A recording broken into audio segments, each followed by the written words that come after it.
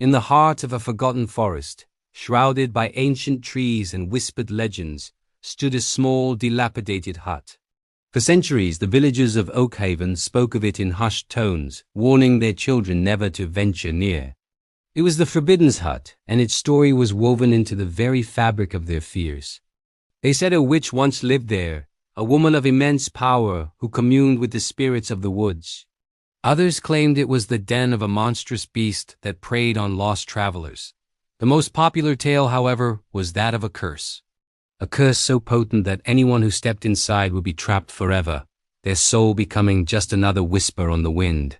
These stories were enough to keep everyone away. Everyone, that is, except for Elara. Elara wasn't a hero or a thrill seeker. She was a quiet, curious girl with a sketchbook full of drawings and a heart full of questions. While others saw fear in the shadows of the forest, Elara saw mystery. While they heard menacing howls, she heard the song of the wind. The Forbidden's Hut wasn't a place of terror for her. It was an unanswered question, a blank page in her book. One crisp autumn afternoon, as golden leaves danced in the air, Elara decided she could no longer ignore its call.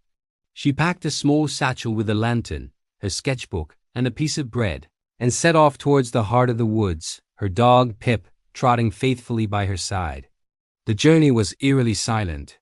The usual chirping of birds and rustling of squirrels seemed to fade the deeper she went. The trees grew closer together, their branches intertwining like gnarled fingers, blocking out the sun. Soon she saw it. The hut stood in a small clearing, looking even more desolate than the stories described. Its wooden walls were warped and covered in moss, the roof sagged in the middle, and the single window was like a dark, vacant eye. Taking a deep breath, Elara pushed open the creaking door. Pip whined softly but followed her in. The air inside was thick with the smell of dust, decay, and something else. Something strangely sweet, like dried herbs and old parchment. The interior was surprisingly intact. A single room held a small wooden table, a three-legged stool, and a cold stone fireplace. Shelves lined the walls, filled not with grotesque potions or sinister artifacts, but with jars of colorful seeds, bundles of dried flowers, and stacks of leather-bound books. It looked less like a witch's lair and more like the home of a botanist or a scholar. Elara ran her fingers over the spine of a book. The leather was worn but soft. She opened it to a random page and saw a detailed drawing of a moonflower, its petals unfurling under a starry sky. The handwriting was elegant, describing the flower's healing properties with a reverence that touched Elara's heart. As she explored further, she found journals filled with observations of the forest's flora and fauna.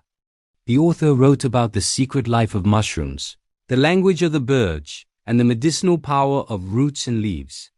There was no mention of curses or dark magic, only a profound love and respect for nature. This wasn't the home of a monster. It was the sanctuary of a healer, a naturalist who had been misunderstood.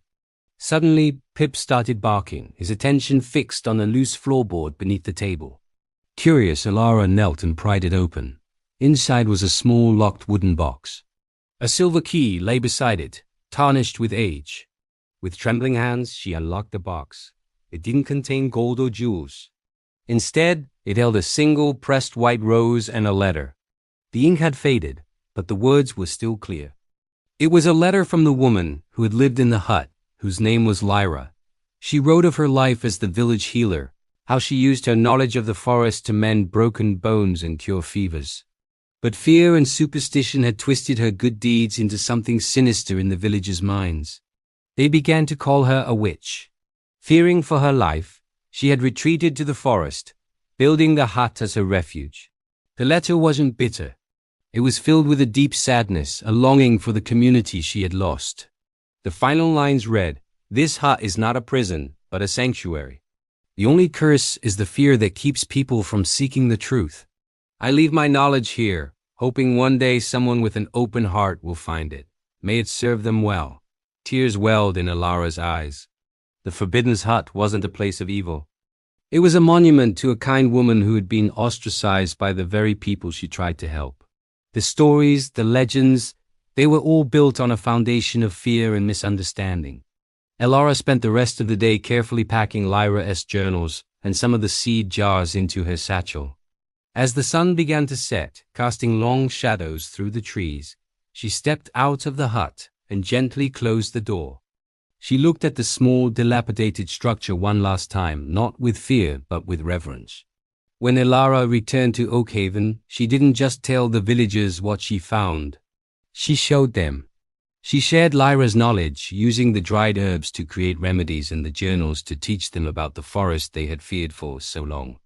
She showed them the drawings, the beautiful script, the pressed rose. Slowly, the fear began to melt away, replaced by curiosity and a sense of shame for their ancestors' ignorance.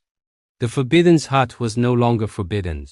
It became a place of learning, a library of woodland lore curated by Elara.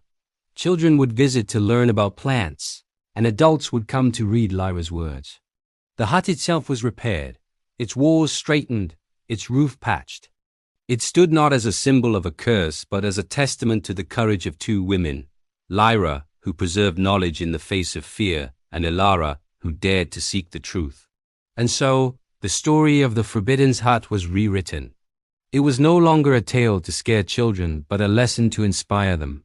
A lesson that the most frightening monsters are often the ones we create in our own minds. And that true courage lies in daring to open a door that everyone else has told you to fear. Thanks for watching. If you enjoyed this story, don't forget to like, share, and subscribe for more adventures. See you next time.